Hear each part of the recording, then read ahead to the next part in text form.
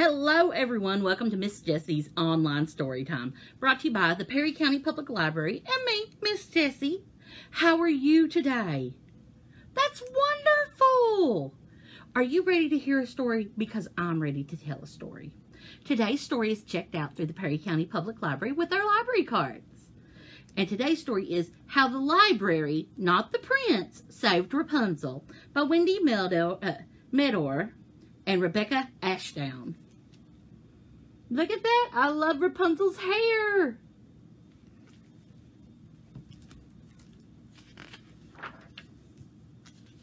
Published by Francis Lincoln Children's Books.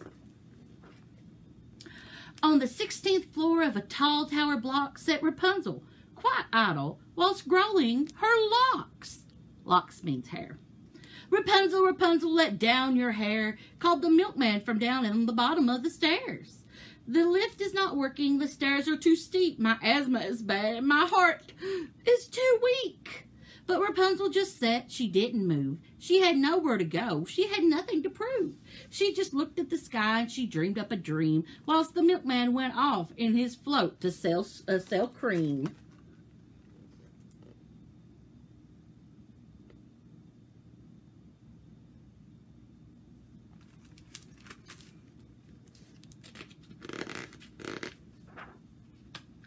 It was later that day, much warmer than most, when the postman came round to deliver the post. Rapunzel, Rapunzel, let down your hair, called the postman from down on the bottom stair. You've got a brown letter, it looks like a bill. Shall I leave it down here on the window sill? Rapunzel just sat. She didn't blink. She had nothing to say. She had nothing to think. She looked out at the birds and started to frown, so the postman just left it and went into town. Rapunzel curly top, terribly tall towers, Jabberwocky way.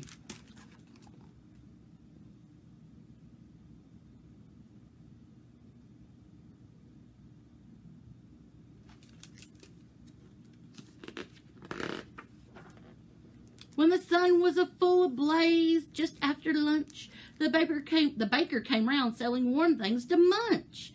Rapunzel, Rapunzel, please let down your hair, called the baker from down on the bottom stair. I've got a bad knee, but I'm not one to moan. Let me send up some bread and a hot buttered scone. But Rapunzel just sat. She didn't flinch. She wouldn't move, not even an inch. Not a sound was uttered, not a word was said, so the baker went back to her shop to sell bread.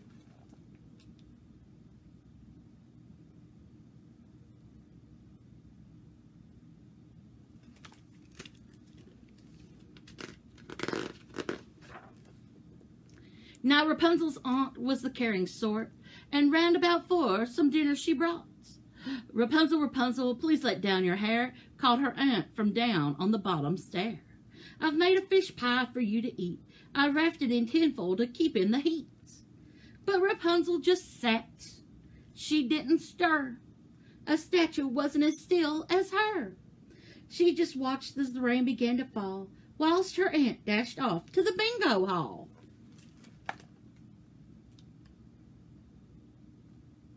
I don't believe I've ever tried fish pie. Have you?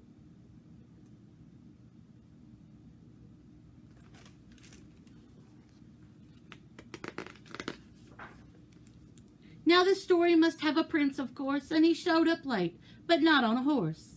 With the wind in his hair and blowing his hooter, along came the prince on the back of a scooter.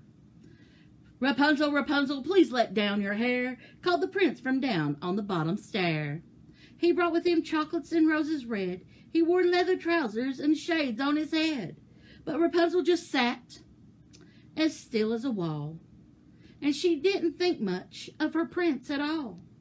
She just stared and stared and stared at the rain. And the prince was never seen again.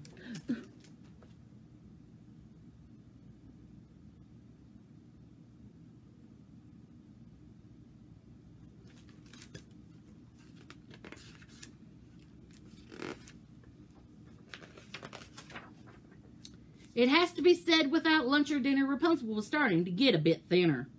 To leave her without any milk was mean, said the milkman on hearing Rapunzel was lean. And I should have really delivered that letter. The postman felt guilty and wished she were better. To think, said her aunt, that she's all alone on the 16th floor, as thin as a bone. Rapunzel has patience. She doesn't move. She has nowhere to go. She has nothing to prove. But to sit on your own all day and dream, well, it's not really good for one's self-esteem.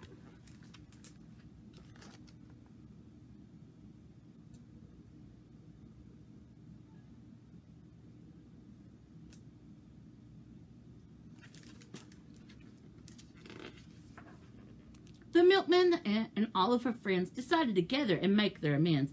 They climbed up the stairs, steady but sure, all the way up to the 16th floor, and burst through the door of Rapunzel's flat, where she sat alone with only her cats.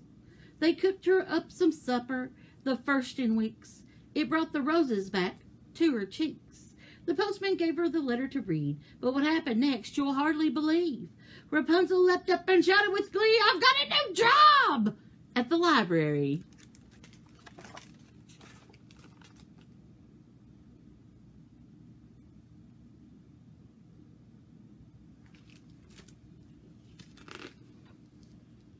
She skipped round the room and she started to groove. She had somewhere to go. She had something to prove. She went to the cupboard and brought out a spanner. Then she fixed the lift in a ladylike manner.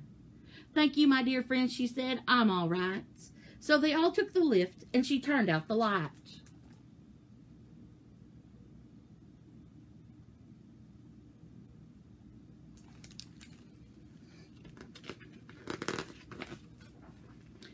The following morning at 6 o'clock sharp, she jumped out of bed whilst it was still dark.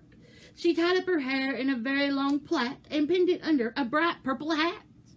She put on a suit and a pair of smart shoes and ate a big breakfast whilst reading the news. And then she got in the lift and she went down, down, down to start her new job at the library in town.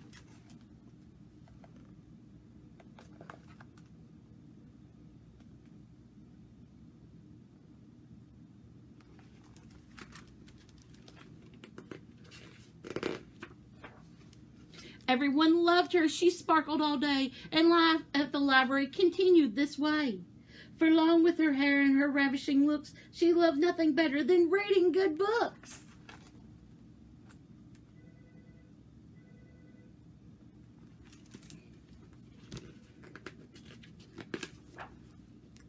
Now Rapunzel she changed, and it makes her wince to think she used to just sit and wait for a prince. They used to just sit and she didn't move, with nowhere to go and nothing to prove.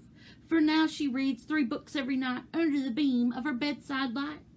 She can tell you the distance to the moon. She can do Scottish dancing and play the bassoon. She can speak in 4 languages, skip and play chess. She can knit tiny egg cups and cross-stitch a dress.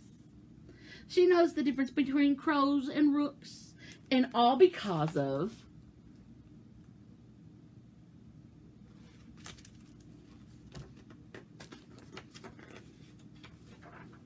library books. So don't just wait for your prince to show. He might turn up, but you never know. Pop down to your library and borrow a book. There's so much to find if you only look. But don't just sit and wait and stare when there's more to life than growing your hair.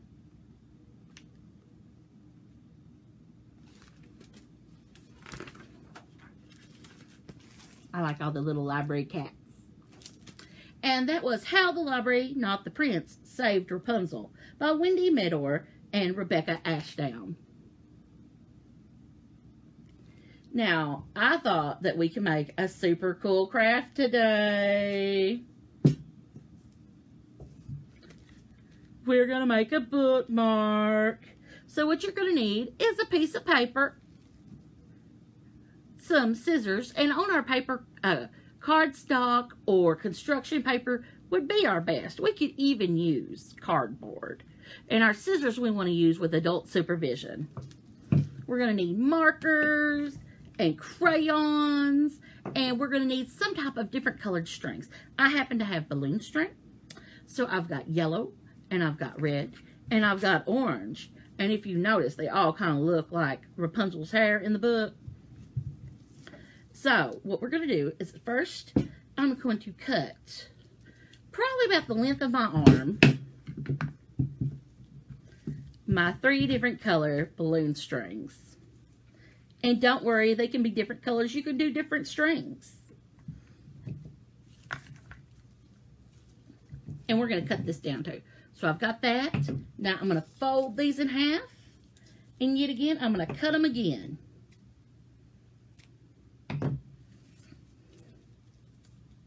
So we've got here. And I'm going to take and cut out what I want to be a bookmark. I made mine look like her. I took my crayons and markers and drew a face. And on the back, I made it look like her hair. So we've got Rapunzel as a redhead. I gave her green eyes and a green dress. And I gave her freckles and a smile. And you can draw whatever you want. Your Rapunzel might have purple hair.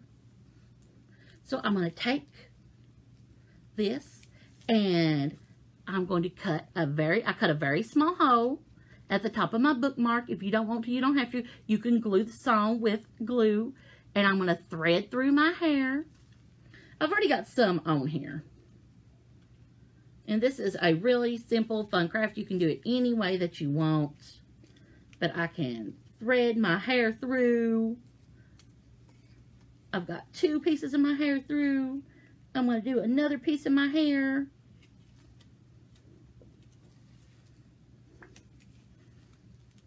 And I did 3 pieces that time, 3 pieces the first time.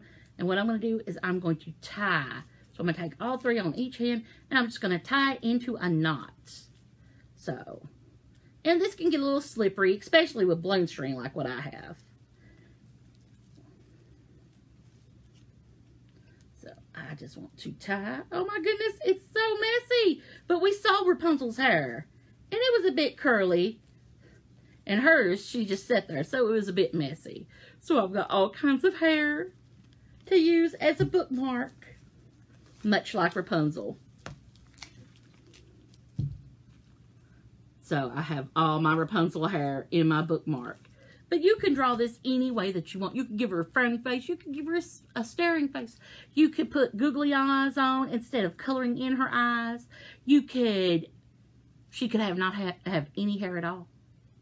That's a new take on Rapunzel. She could have very short hair.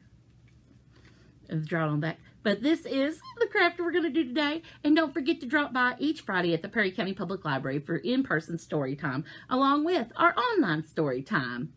Thanks, everybody.